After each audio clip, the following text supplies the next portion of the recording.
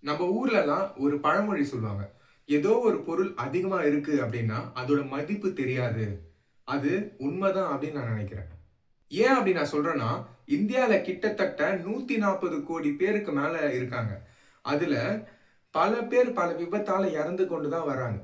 அதாவது நேத்து நவம்பர் 4, 2025 சத்தீஸ்கர் மாநிலத்துல இருக்கக்கூடிய பலசூர் டிஸ்ட்ரிக்ட்ல ஒரு பெரிதளவுல ட்ரெயின் ஆக்சிடென்ட் நடந்திருக்கு. நம்ம இந்த இடத்துல நம்ம என்ன நோட் பண்றோம் அப்படின்னா, ட்ரெயின் ஆக்சிடென்ட் அப்படின்றது இப்போ நடக்கிறது மட்டும் இல்ல. காலங்காலமா பல வருஷமா நடந்துட்டு தான் இருக்கு. எக்ஸாம்பிள் நீங்களே பார்த்தீங்கன்னா, 2023 ஒடிசா மாநிலத்தில பலசூர் ட்ரெயின் ஆக்சிடென்ட். ஏன் நம்ம இந்தியாவிலே இருக்கக்கூடிய உத்தரகாண்ட்ல 2022ல ஆக்சிடென்ட் நடந்திருக்கு. இது மட்டும் இல்லாம பல பஸ் ஆக்சிடென்ட். ஏன் இந்த மாசம் ஹைதராபாத்ல இருந்து பெங்களூருக்கு வர வழியில ஆந்திர பிரதேஷ் மாநிலத்துல ஒரு ஸ்லீப்பர் பஸ் ஆக்சிடென்ட் நடந்திருக்கு. இந்த வருஷம் 2025 ஜூன் 12 அன்னைக்கு குஜராத் மாநிலத்துல இருக்கக்கூடிய அகமதாபாத் ஏரோப்ளேன் ஆக்சிடென்ட் நடந்திருக்கு. இது மட்டும் இல்லாம பல்வேறு விதமான பைக் ஆக்சிடென்ட்ஸும் நடந்து கொண்டு தான் வருது. குறிப்பா ஏன் இந்த பைக் ஆக்சிடென்ட்ஸ் அப்படிலாம் நடக்குது அப்படின்னா, முதல் ரீசன் அப்படின்னு பாத்தீங்கன்னா, எவனோ ஒருத்தன் குடிச்சிட்டு வண்டி ஓட்டி அவன் குடிய மட்டும் கெடுத்தது போதாம அடுத்தவங்களோட குடியும் சேர்த்து கெடுக்குறாங்க.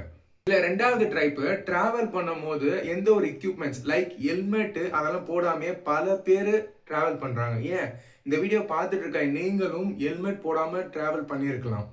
நானே பல பேரை பார்த்துருக்கேன். ஏன் ஹெல்மெட் போட மாட்டேங்கிறீங்கன்னு பல பேர் கேட்கும்போது அவங்க என்ன சொல்றாங்கன்னா, ஹெல்மெட் கம்ஃபர்ட் கொடுக்க மாட்டேங்குதாம். நான் ஒண்ணு சொல்றேன், அதை நல்லா புரிஞ்சுக்கோங்க. இப்போ உங்களுக்கு ஹெல்மெட் போடும்போது உங்களுக்கு கம்ஃபர்ட் கொடுக்காம இருக்கலாம். ஆனா எப்போ உங்களுக்கு ஹெல்மெட் போடாத போது ஆக்சிடென்ட் நடக்குதோ, உங்க குடும்பத்துக்கு உங்களால கம்ஃபர்ட் போயிடும்னு நினைச்சுக்கோங்க. இந்த வீடியோ மூலியமா உங்களுக்கு ஒரு ரெக்வெஸ்ட் வச்சிருக்கேன். அதாவது இதுக்கு மேலயும் நீங்க வண்டியில போகும்போது ஹெல்மெட் எல்லாம் போட்டுட்டு போங்க. சரி, இந்த பலசூர் ஆக்சிடென்ட்ல கவர்மெண்ட் என்ன ரெஸ்பான்ஸ் பண்ணிருக்காங்க அப்படின்னா, பாதிக்கப்பட்டவங்களுக்கு காம்பன்சேஷன் வழங்கியிருக்காங்க. அது மட்டும் இல்லாம இனிமேட் இது நடக்காம கண்ட்ரோல் பண்ணிப்போம் அப்படின்னு வாக்குமூலமும் கொடுத்திருக்காங்க. என்னதான் பல ஆக்சிடென்ட்ஸ் நடந்தாலும் பாதிக்கப்படுறது நம்ம மக்கள் தான்.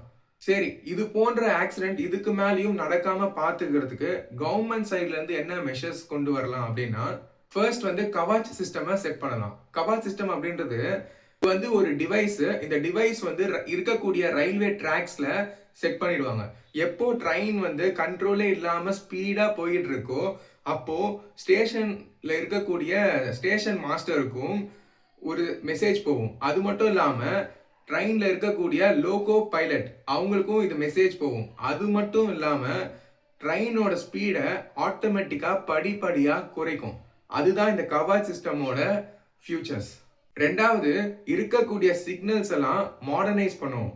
எக்ஸ்பர்ட்ஸ் என்ன சொல்றாங்கன்னா, இப்ப இருக்கக்கூடிய சிக்னல்ஸ் எல்லாம் பழசு. அதனால ட்ரெயினை ஓட்டக்கூடிய லோகோ பைலட்டுக்கு விசிபிலிட்டி கம்மியா இருக்கு அப்படின்னு சொல்றாங்க. மூணாவது, இருக்கக்கூடிய ரயில்வே டிராக்ஸை இன்ஸ்பெக்ட் பண்ணணும். கவர்மெண்ட் அதுக்குன்னு ஒரு அத்தாரிட்டிஸை என்ஷூர் பண்ணிட்டு டிராக்ஸ் எல்லாம் மெயின்டெனன்ஸ் பண்ணணும். மக்களாகிய நம்ம ஏதாவது ஒரு இடத்துல ரயில்வே டிராக்ஸ் உடைக்கப்பட்டிருந்தாலோ இல்ல ஏதாவது ப்ராப்ளம் இருந்தாலும் நம்ம அதோட அத்தாரிட்டிஸ் நியர்பைல இருக்கக்கூடிய அத்தாரிட்டிஸ்க்கு நம்மளும் இன்ஃபார்ம் பண்ணணும். நாலாவது, ரயில்வே ஸ்டாஃப்ஸ்க்கு சரியான ட்ரைனிங்கும் அது மட்டும் இல்லாம எக்ஸ்பர்ட் என்ன சொல்றாங்க அப்படின்னா, இப்போ வேலை செஞ்சுட்டு இருக்கக்கூடிய ரயில்வே ஸ்டாஃப்ஸ்க்கு சரியான டைமிங் அதாவது லீவ் கொடுக்கறது இல்ல, ஓவர் டைம் வேலை செய்யறாங்க அப்படின்னு சொல்றாங்க. அதனாலையும் விபத்துகள் அதிகமா நடக்குதாம். அஞ்சாவது, இப்ப இருக்கக்கூடிய ரயில்வேஸ் கோச் பல கோச்கள் ஓல்டு மாடல்ல இருக்கு. இப்போ விபத்தே நடந்தாலும் ஓல்டு கோச்சஸ்ல நிறைய இன்ஜூரிஸ் ஆகிறதுக்கு நிறைய வாய்ப்பு இருக்கும். அதனால நியூ கோச்சஸ் அதாவது லேட்டஸ்ட் மாடர்ன் கோச்சஸை அப்டேட் பண்ணணும் அப்படின்னு சொல்றாங்க. ஆறாவது, சரியான எமர்ஜென்சி எக்ஸிட்டை வைக்கணும். அப்போதான் இந்த மாதிரி விபத்து நடந்தாலும் மக்கள் வெளியேற முடியும். சரி, மக்களாகிய நம்ம என்ன மெஷர்ஸ் எடுக்கணும் அப்படின்னா ரொம்ப சிம்பிளுங்க. ஃபர்ஸ்ட் வந்து கவர்மெண்ட் சொல்லக்கூடிய சேஃப்டி மெஷர்ஸை நம்ம ஃபாலோ பண்ணணும். ரெண்டாவது, ட்ரெயின்ல இந்த மாதிரி தொங்கிட்டு போறது அதெல்லாம் அவாய்ட் பண்றது ரொம்ப நல்லதுங்க. நல்லா யோசிச்சு பாருங்க. நீங்களே ரொம்ப கஷ்டப்பட்டு ஒரு வேலைக்கு போகணும் அப்படின்ற ஒரு அவசரத்துல தான் அந்த மாதிரி போறீங்க. கீழே விழுந்தீங்க அப்படின்னா எதுவும் மிஞ்சாது.